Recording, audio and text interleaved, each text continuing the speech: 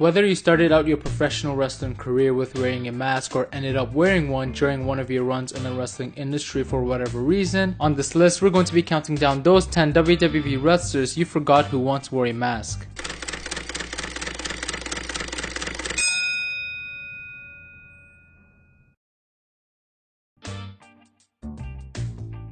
Before Sami Zayn was known as Sami Zayn, he was wrestling against the likes of Kevin Owens in the independent circuit under the masked wrestler known as El Generico. He wrestled as El Generico all around the indie circuit, and his feud with Kevin Owens turned both of them into legends on the indies, which eventually led to their rise to the top and their signing with the WWE.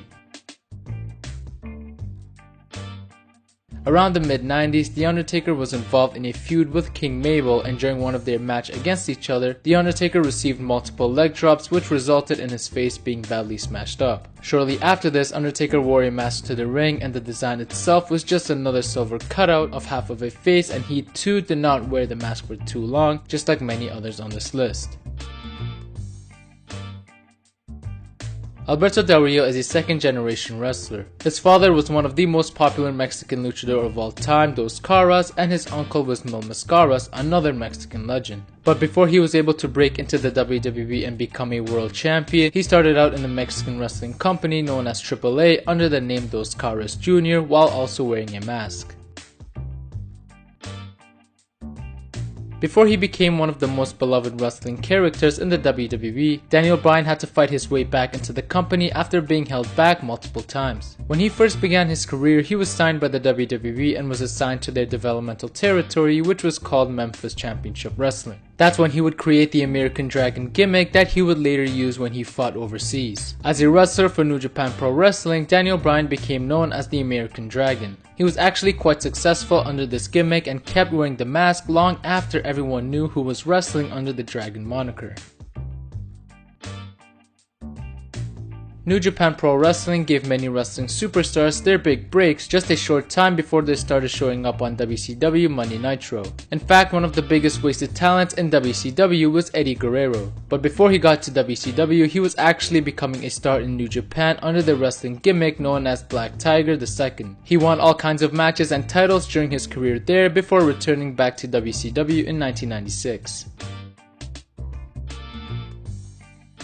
TJ Perkins made his TNA debut all the way back in 2004, but had most of his outstanding moments after his new gimmick debut in 2013 as Manic. After wrestling for almost 3 years with that gimmick, TNA released him from their company and was soon called by the WWE months later, and let's just say the release from TNA was a blessing of its own as it opened up a whole new other life for TJ Perkins himself.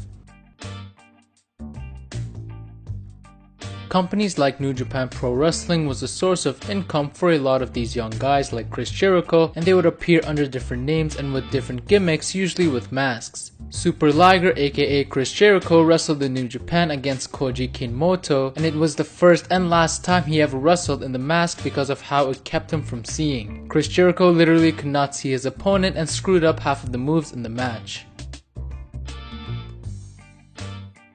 Ric Flair is one of the greatest pro wrestlers of all time. He started his career decades ago and has established himself as an industry leader, adapting himself into a champion just about anywhere he would go. In 1990, WCW featured a feud between Sting and a mysterious wrestler by the name of the Black Scorpion, who was being played by Al Perez at the time, but he ended up quitting the company before the feud fully ended, forcing WCW to panic and find a replacement for the gimmick. That is when Ric Flair stepped in and took over the role, but the Black Scorpion gimmick didn't last for too long as it was taken off Ric just a month or so later.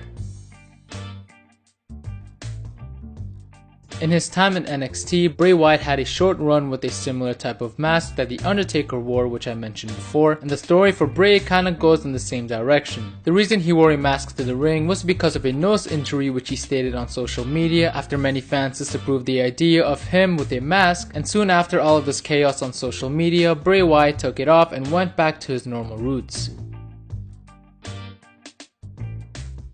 There's really not much to say about this one on the list, other than there was obviously no mystery as to whom the man was behind the purple mask, as it was obviously John Cena. When John Cena was fired in the Nexus angle, WWE brought out a masked luchador by the name of Juan Cena. Like, why?